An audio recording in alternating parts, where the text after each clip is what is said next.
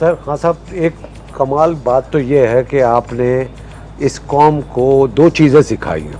एक तो सियासत कभी ख़वातीन में कभी नहीं आई थी, फैमिली में कभी डिस्कस नहीं कर, आपने इनको सियासत सिखा दी है, उनको बता दिया, और आपने उनमें ये देने का जो जज्बा है ये पैदा कर दिया है। जैसे आज आपकी पार्टी के सारे लोग जो पूरी दुनिया में बसते हैं वो डोनेट कर रहे हैं, और ये उन लोगों के लिए जो आज तक हमने अपनी इस ज़िंदगी में नहीं देखा कि किसी पॉलिटिकल पार्टी के लोग पहले चंदा दे। तो ये आपने ये कमाल किया है, उनको जगा दिया है, और ये अब इंशाल्लाह ये रुकेगा नहीं, और ये अल्लाह मियाँ परवरदिगार इस पर करम करेगा और पाकिस्तान बहुत मजबूत। जावेद, मैं आपकी सिर्फ एक बात के ऊपर इसके ऊपर ऐड कर दूं। देखें, कौमें जो है ना, कौमों की ज़िंदगी में ऊंच नीच आती है। यस। और अगर कौम बुरे वक्त से सीखती रही ना, तो अल्लाह कुरान में कहता है कि मेरी ज़मीन पर देखो कितनी कौमें मैंने तबाह की जो मेरे हुक्म पे नहीं चली। तो कौमें तबाह भी हो जाती हैं, कई कौमों की हैसियत ही ख़त्म हो जाती है। यूगोस्लाविया था है ही नहीं।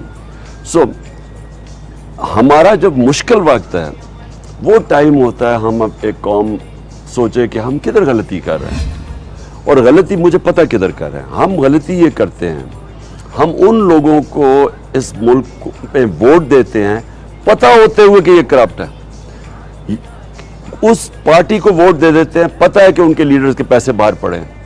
मुझे आज ये पूछे, मैं सारी कौम के सामने पूछता हूँ कि मैं अगर पॉलिटिक्स कर रहा हूँ पाकिस्तान में, मैं किस मुंह से अपना अरबों रुपया मुल्क से बाहर रख रहा हूँ?